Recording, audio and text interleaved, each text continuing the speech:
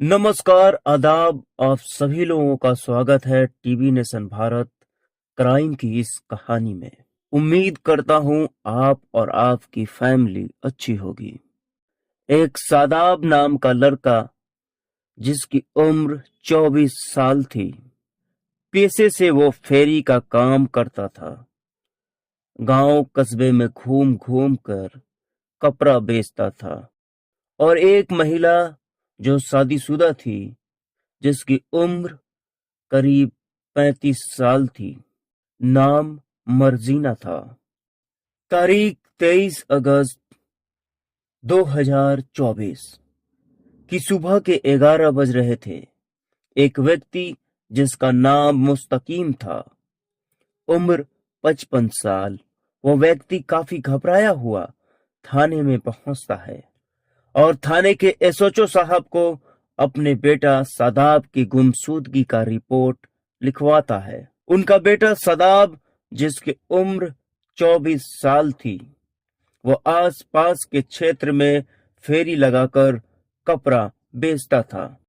तारीख 22 अगस्त 2024। सदाब घर से ये कहकर निकला था कि वो किसी से मिलने जा रहा है। थाने के एसएचओ साहब ने सदाब के पिता से पूछा, क्या किसी से आपकी या आपके लड़की की कोई दुश्मनी है? सदाब के पिता ने बताया कि हमारी या हमारे लड़के की किसी से पहले से कोई दुश्मनी नहीं है। सदाब के पिता ने बताया कि मुझे शक है कि सदाब किसी साजिश का शिकार तो नहीं हो गया। एसएचओ साहब ने सदाब के पिता को एक सदाब की फोटो लाने को कहा।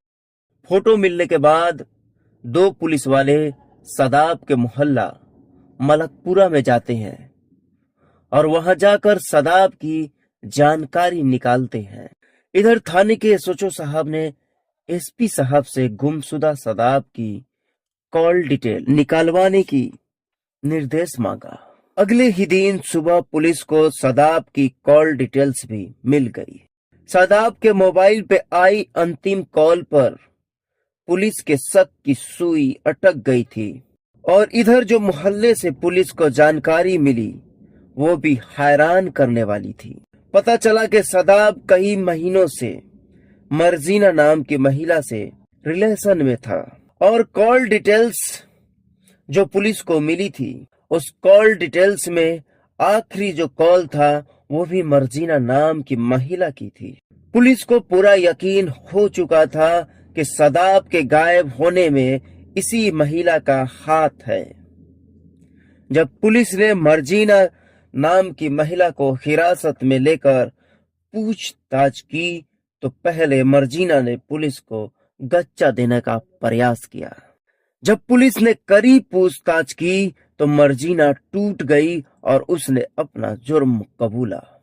मर्जीना ने बताया कि उसने कैसे और क्यों सदाब का कत्ल किया और इसके पीछे की वजह क्या थी कि जो मर्जीना नाम की महिला कभी सदाब से प्रेम करती थी और वो अचानक इतना क्यों और कैसे बदल गई और इतना कैसे निर्दयी हो गई कि जिससे वो प्रेम करती थी उसने ही सदाब का कत्ल किया और क्यों किया। चलिए कहानी में आपको हम आगे बताते हैं। तब तक आपसे एक रिक्वेस्ट है कि प्लीज हमारे चैनल टीवी नेशन भारत को सब्सक्राइब कर दीजिए ताकि अगली कहानी आप तक हम आसानी से पहुंचा सकें।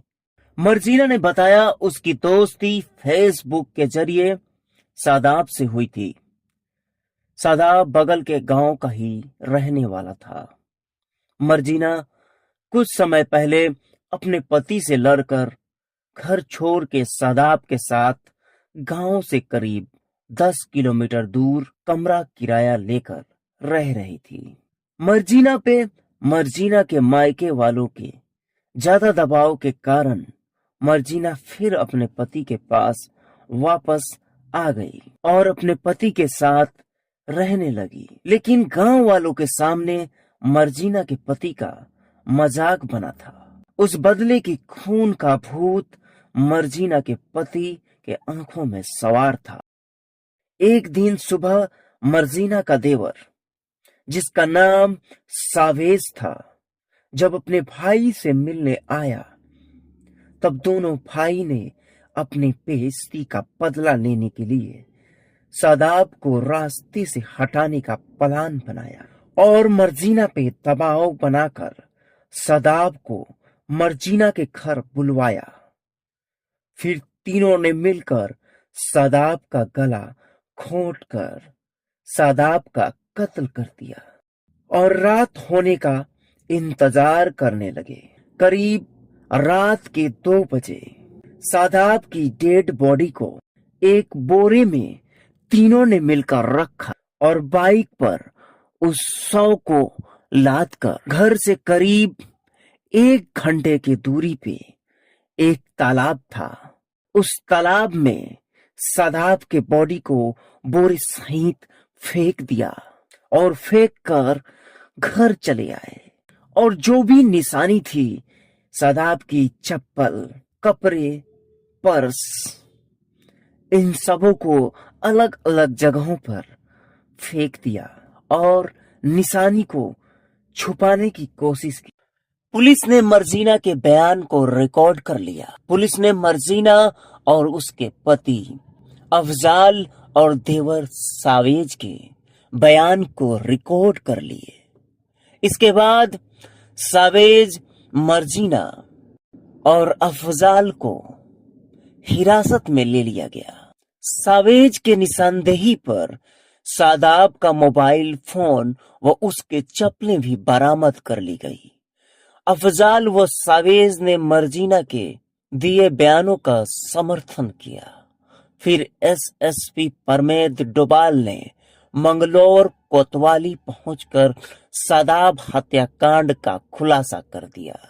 इसके बाद पुलिस ने इन तीनों आरोपियों को कोर्ट में पेश किया, जहां उन्हें जेल भेज दिया। ये कहानी लिखे जाने तक मंगलौर पुलिस व जल पुलिस द्वारा तालाब में शादाब के शव को तलाश किया जा रहा था। मर्जीना, अफजाल व सावेज रुड़की जेल में बंद थे। शादाब हत्याकांड की विवेचना थानेदार रफत अली द्वारा की जा रही थी। रफत अली शीघ्र ही आरोपियों के खिलाफ साक्ष्य जुटाकर चार्जशीट अदालत में भेजे जाने की तैयारी कर रहे थे। अब इस कहानी को हम यही समाप्त करते हैं। अगली कहानी आने तक इंतजार करें और प्लीज हमारे चैनल टीवी नेशन भारत को सब्सक्राइब करें।